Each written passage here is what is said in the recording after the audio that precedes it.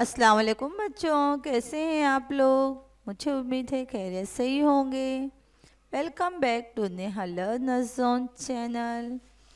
आज हम पढ़ेंगे मौर्य अहद का भारत के सवाल और जवाब। सबसे पहले सवाल नंबर 1, एक जुमले में जवाब लिखिए। सत्रपों में लड़ाइयाँ क्यों शुरू हुई। जवाब, सिकंदर के मौत के बाद इक़्तिदार के लिए सत्रपों में लड़ाइयाँ शुरू हुई। नंबर 2 है, बुद्ध मज़हब की तबलीग व इशाअत के लिए सम्राट अशोक ने किसे श्रीलंका भेजा। उसका जवाब होगा, बुद्ध मज़हब की तबलीग व इशाअत के लिए सम्राट अशोक ने अपने बेटे महेंद्र और बेटी संघमित्रा को भेजा। सवाल नंबर 3 है, मौर्य अहद में कौन से पेशे थे। तो उसका जवाब हो गया, मौर्य अहद में हाथी दांत पर नक्काशी का काम, पर्चा बानी, रंगरेजी, धातों के काम जैसे कई पेशे थे। सवाल नंबर 4 आपका है, सम्राट अशोक के तामीर किए हुए सुतून पर किन जानवरों के मुजस्समे हैं। जवाब, सम्राट अशोक के तामीर किए हुए सुतून पर शेर, हाथी और बैल जैसे जानवरों के बहुत उम्दा मुजस्समे हैं।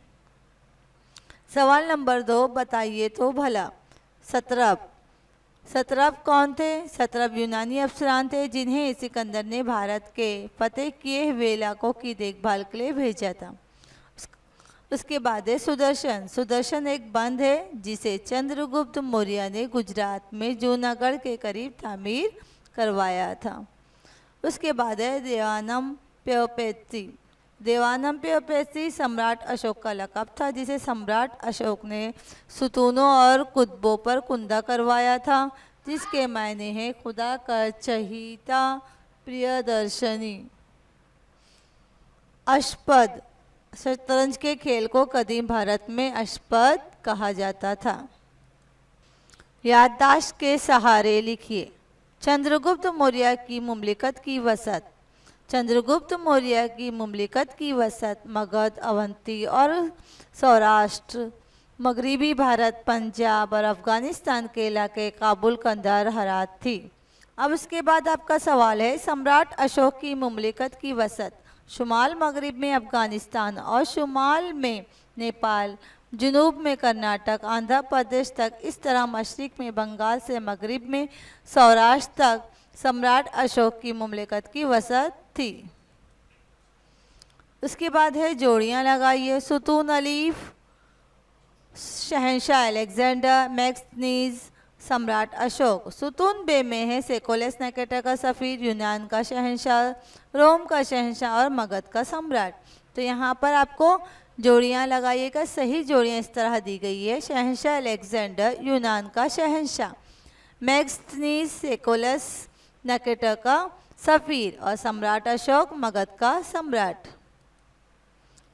सवाल नंबर 5 है, आपका क्या ख्याल है, सिकंदर को आखिरकार हटना पड़ा।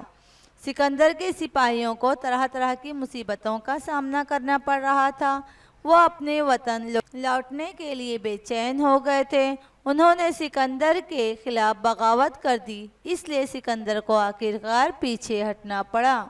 सवाल नंबर 2, यूनानी बादशाहों के सिक्के खास तर्ज के हुआ करते थे।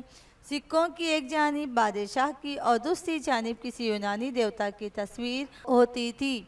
सिक्कों पर इस बादशाह का नाम होता, इसलिए यूनानी बादशाहों के सिक्के खास तर्ज के होते थे। नंबर 3 है, सम्राट अशोक ने कभी जंग न करने का फैसला किया। कलिंग की जंग में होने वाले खून खराबे को देखकर सम्राट अशोक ने दोबारा कभी जंग न करने का फैसला किया। अपने लफ्ज़ों में बयान कीजिए। सम्राट अशोक के अवामी फलाह व बहबूद के लिए किए गए काम। सम्राट अशोक ने अवाम की फलाह व बहबूद के लिए मंदरजा झैल काम किए थे। इंसानों और जानवरों तिब्बी इमदाद फ्राहम करने की सहूलतें मुहैया की, कई सड़कें बनवाएं, साये के लिए रास्ते के दोनों जानिब दरख्त लगवाएं, सराय बनवाएं, कुएं खुदवाएं। उसके बाद है, मौर्य अहद में तफरी और खेल कूद के ज़राए। मौर्य अहद में तफरी और खेल कूद के ज़राए मंदरज़ेल थे। शहरों और शहरों और देहातों में जश्न और तकरीबात मुनक्किद की जाती थी। नंबर 2, लोगों की तफरीह के लिए रक्स और नगमा सराई के प्रोग्राम होते थे। नंबर 3, कुश्ती के खेल और रथ की दौड़, चौसर, पासों का खेल और शतरंज का खेल खेला करते थे। इस तरह आपके सवाल और जवाब मुकम्मल हुए। अगर हमारी ये वीडियो आप लोगों को अच्छी लगी है, लाइक, शेयर, सब्सक्राइब करना ना भूलें। चलिए हम मिलेंगे नए वीडियो में नए टॉपिक के साथ। अल्लाह हाफिज़।